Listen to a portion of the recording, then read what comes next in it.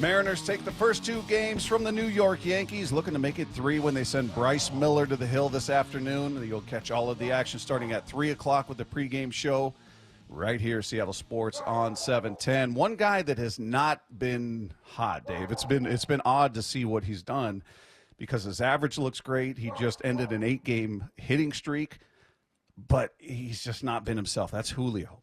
Julio was 0 for 4 last night, did have a walk.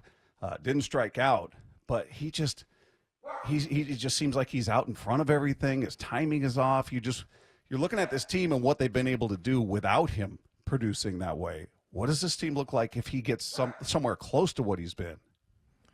Well, I think it's eventual. I mean, it's going to happen. Eventually, he is going to be able to start lifting the ball, hitting it in the air, and that's what we heard from Service at the beginning of the year, that good things happen when he gets the ball in the air. And yeah, I mean, he's been getting some nice hits. He's got a nice average going right now, but I just think it's a matter of when that really happens. But I thought it was kind of interesting, and I know we got clips here to.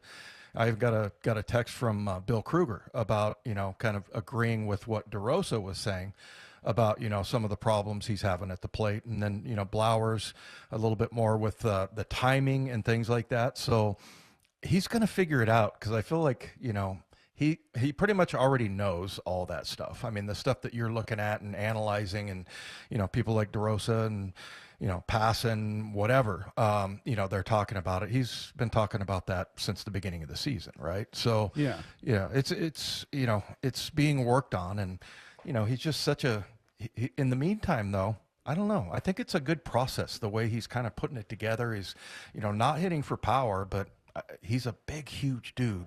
He is. Eventually, he's gonna get that ball in the air, and just a matter of when. Yeah, it's weird because I'm thinking about during his last 9 games, he's hitting .361, which is, again, a lineup that is not loaded with hot hitters. That's damn good. He's got 13 hits, except the powers. I'm trying to think of when he squared a ball up. Like, wow, he laced that, whether it was in the gap, a double down the line, where he nutted that thing. Yeah. And to this point, it feels like, I don't remember the last time I saw him really tattoo a ball. And he just feels like he's off. His time, he's out in front of things. These weak little grounders to the pitcher and the infield. You're just like, what is going on here? Now he's beating some of them out because he's got speed and, things like that. But I'm trying to figure out, should I be encouraged by the fact that he is not close to himself yet, hitting .361 over the last 9 games? Or should we be worried that he's still, we're getting towards the end of May going into June. He's got 2 home runs.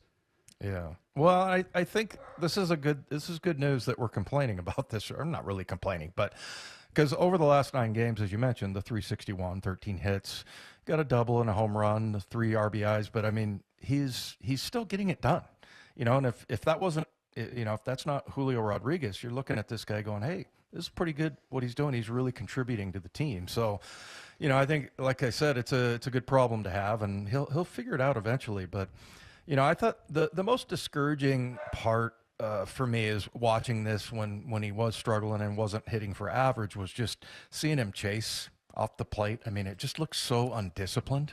Yeah. And, looks something more like you would have seen from his rookie year.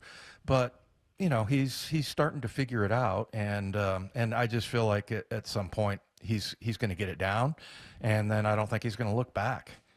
Well, we got a couple of guys weighing in on it, and you brought up Mark DeRosa, who we had a chance to speak with earlier in the week, and he explained why Julio, in his opinion, is having trouble finding that power. When I see Julio from the side angle, I just see a guy who occasionally gets his top hand, like where the bat's almost, the head of the bat is almost facing the pitcher, and that's a long way to go to get back. I've seen a lot of games where his decision-making on pitches is right, but it takes him a little longer to get there. And I think if he lays down that top hand a little bit, I think he's only going to get hotter. But he's a superstar. I've played with a lot of guys who present like that. I mean, Julio Franco, he's not that drastic, J-Rod, but Julio Franco comes to mind as far as trying to understand what I'm talking about with that top hand and almost presenting that barrel a little bit too much to the pitcher. It's a longer way to go. You see today's game, guys with such velocity that you're seeing a lot of simplification of swings as opposed to these grandiose,